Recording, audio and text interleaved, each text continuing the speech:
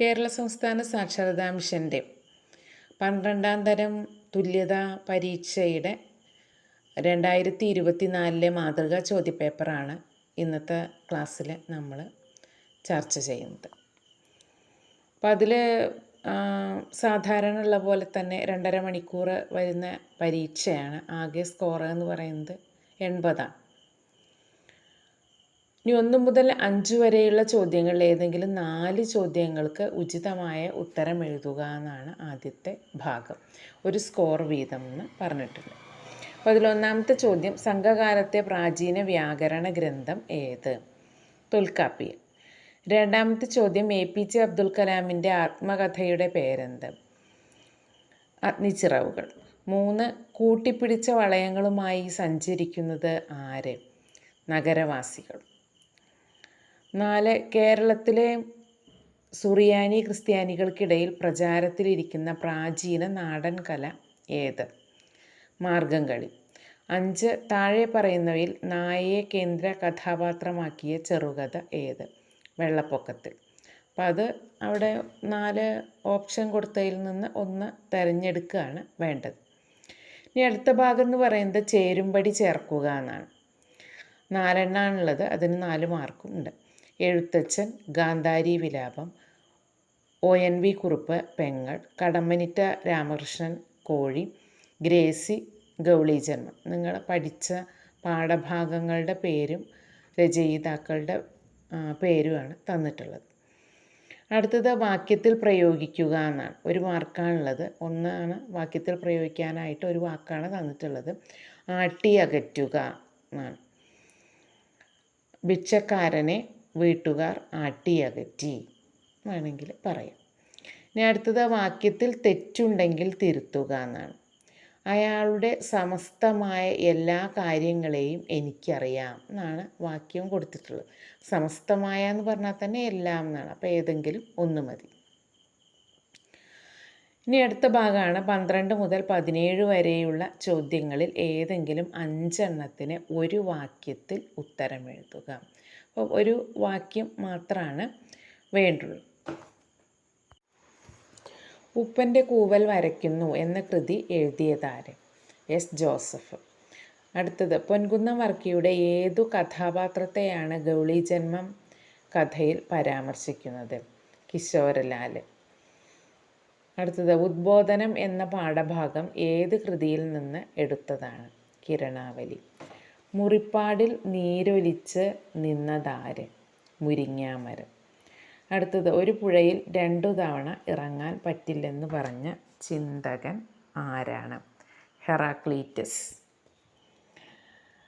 അടുത്തത്, ജനാധിപത്യത്തിൻ്റെ നെടുന്തൂണുകളിൽ 4ാമത്തേത് ഏത്? പത്രമാധ്യമങ്ങൾ. അടുത്ത ഭാഗം 18 മുതൽ 25 വരെയുള്ള ചോദ്യങ്ങളിൽ ഏതെങ്കിലും 5 എണ്ണത്തിന് 4 5 വാക്യത്തിൽ ഉത്തരം എഴുതുക എന്നാണ്.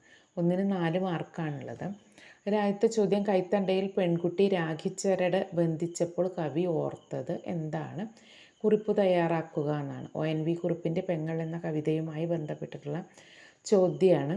നീ എൻ്റെ സഹോദരിയാണ് എന്നാണ് കവി ഓർത്തത്. അപ്പോൾ സഹോദരിയുടെ ദുഃഖങ്ങളും മാനാപമാനങ്ങളും ഒക്കെ കവിയുടേതും സഹോദരൻ്റേതുമാണ്, അങ്ങനെ കവിയുടേതുമാണ് എന്ന് കവി ചിന്തിക്കുകയാണ്.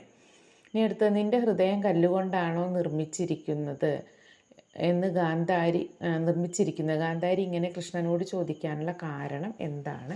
കുറിപ്പെഴുതുക. മഹാഭാരത യുദ്ധത്തിന് ശേഷം ആ യുദ്ധഭൂമിയിൽ മരിച്ചു കിടക്കുന്ന ഓരോ രാജാക്കന്മാരെയും കണ്ട് സ്ത്രീകൾ ആ യുദ്ധഭൂമി കണ്ടതിന് ശേഷം സ്ത്രീകളുടെ അവസ്ഥ അത് കണ്ട സമയത്താണ് ഗാന്ധാരി കൃഷ്ണനോട് ഇങ്ങനെ ചോദിച്ചത്.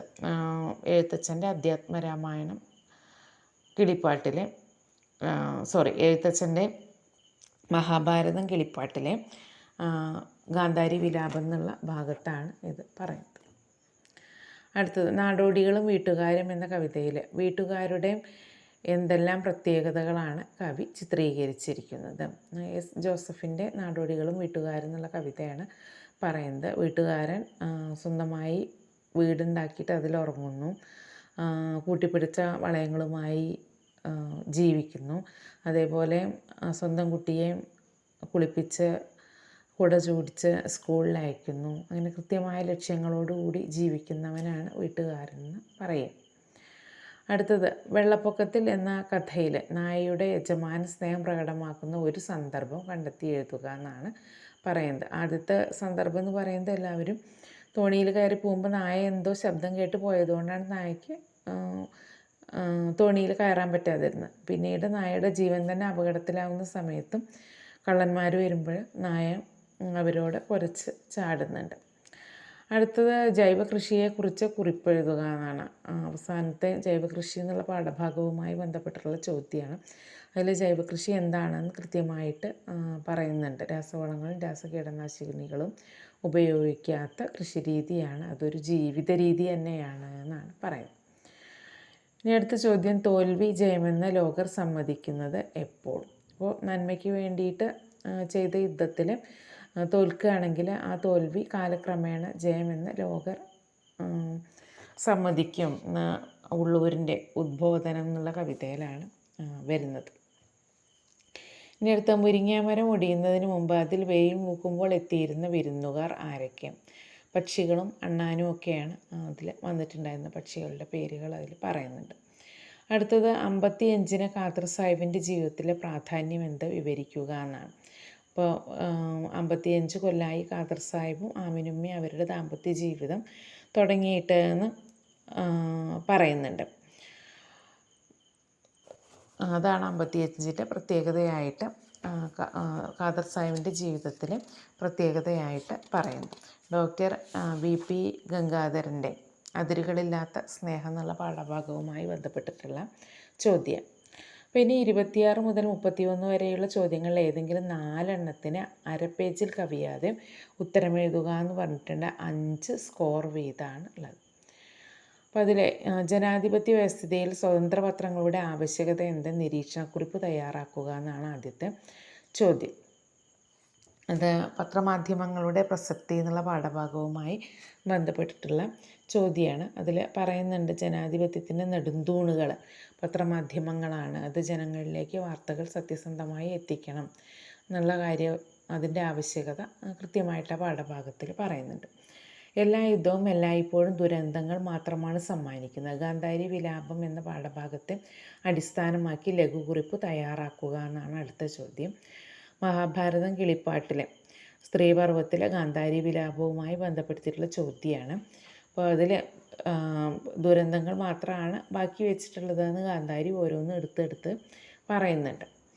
ഇനി അടുത്ത്, വിവിധ ഭാവങ്ങളിലും രൂപങ്ങളിലും വർത്തിക്കുന്ന സ്ത്രീ സത്തയുടെ വിഭിന്ന മുഖങ്ങളാണ് പെങ്ങൾ എന്ന കവിതയിൽ കാണുന്നത്. വിശകലനക്കുറിപ്പ് എഴുതുക എന്നാണ്.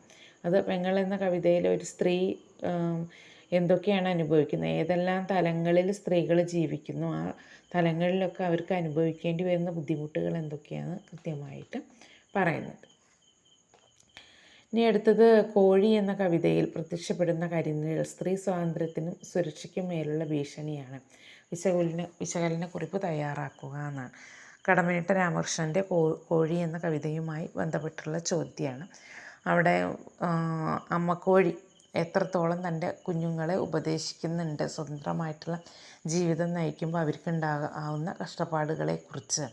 അപ്പോൾ അവിടെ അതൊരു സ്ത്രീ തന്നെയാണ്. സ്ത്രീ സ്വാതന്ത്ര്യത്തിന് സ്ത്രീ സ്വതന്ത്രയാവേണ്ടതിൻ്റെ ആവശ്യകതയും എങ്ങനെയാണ് സ്ത്രീ സ്വാതന്ത്ര്യം വേണ്ടതെന്നുള്ളതിനെക്കുറിച്ച് കൃത്യമായിട്ടുള്ള കാര്യങ്ങൾ കവിതയിൽ പറയുന്നുണ്ട്.